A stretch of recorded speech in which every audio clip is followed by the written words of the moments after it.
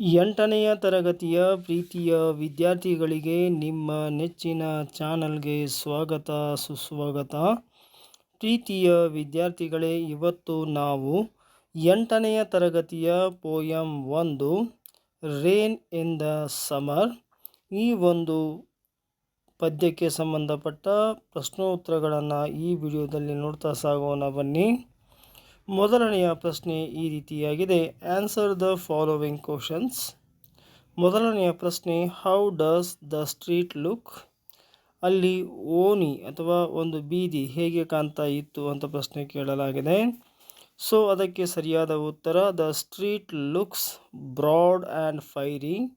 ಆ ಒಂದು ಓಣಿ ಹೇಗೆ ಕಾಣಿಸ್ತಾ ಇತ್ತು ಅಂದರೆ ಬ್ರಾಡ್ ಆ್ಯಂಡ್ ಮತ್ತು ಫೈರಿಯಾಗಿ ಕಾಣಿಸ್ತಾ ಇತ್ತು. It was dusty and hot before the rain. ಅದು ಮಳೆ ಬೀಳುವಕ್ಕಿಂತ ಮುಂಚೆ ಅದು ಸಾಕಷ್ಟು ಧೂಳಿನಿಂದ ಮತ್ತು ತುಂಬ ಬಿಸಿಯಾದ ವಾತಾವರಣವನ್ನು ಹೊಂದಿತ್ತು. When does it rain? ಮಳೆ ಯಾವಾಗ ಆಯಿತು ಅಂತ ಕೇಳಿದ್ದಾರೆ. It rains after the dust and heat. ಇದು ಡಸ್ಟ್ ಅಂತಂದರೆ ಧೂಳು ಮತ್ತು ಶಾಖದ ನಂತರ ಏನಾಗುತ್ತೆ ಅಂದರೆ ಮಳೆ ಆಗುತ್ತೆ ಅಂತ ಹೇಳ್ತಾರೆ. ಮೂರನೆಯ ಪ್ರಶ್ನೆ ಈ ರೀತಿಯಾಗಿದೆ.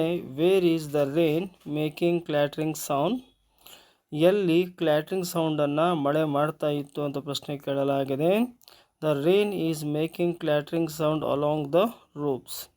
ಇಲ್ಲಿ ಮಳೆ ರೂಫ್ ಅಂತಂದರೆ ಛಾವಣಿಯ ಮೇಲೆ ಈ ಕ್ಲ್ಯಾಟ್ರಿಂಗ್ ಸೌಂಡನ್ನು ಮಾಡ್ತಾ ಇತ್ತು ಅಂತ ಇಲ್ಲಿ ಹೇಳಲಾಗಿದೆ.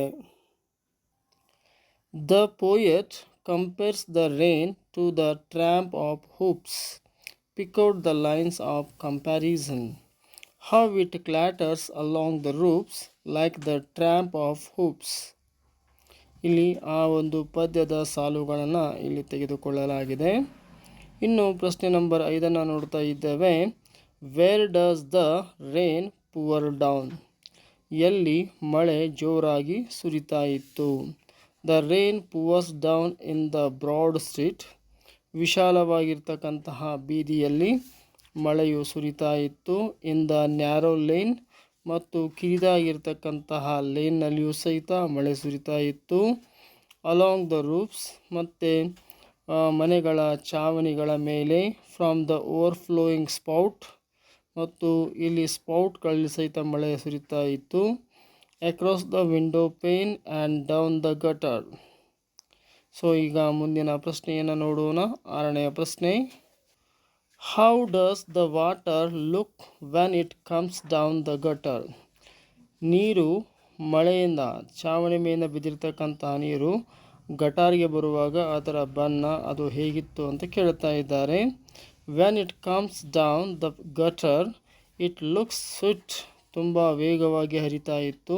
And wide like a river. ಅದು ನದಿಯಂತೆ ತುಂಬ ವಿಶಾಲವಾಗಿ ಅಗಲವಾಗಿ ಹರಿತಾ ಇತ್ತು. With a muddy tide and it roars. Muddy tide ಅಂತಂದರೆ ಮಣ್ಣಿನಿಂದ ಮಿಶ್ರಿತವಾಗಿರ್ತಕ್ಕಂತಹ ನೀರು, ಅದು ಗರ್ಜನೆ ಮಾಡ್ತಾ ಬರ್ತಾ ಇತ್ತು ಅಂತ ಹೇಳಲಾಗಿದೆ. ಈಗ ರೈಮಿಂಗ್ ವರ್ಡ್ಸ್ಗಳನ್ನು ನೋಡ್ತಾ ಇದ್ದೇವೆ ಸ್ನೇಹಿತರೆ. ಮೊದಲನೇದಾಗಿ ಹೀಟ್, ಇದಕ್ಕೆ ಸರಿಯಾಗಿರ್ತಕ್ಕಂತಹ ರೈಮಿಂಗ್ ವರ್ಡ್ ಸ್ಟ್ರೀಟ್.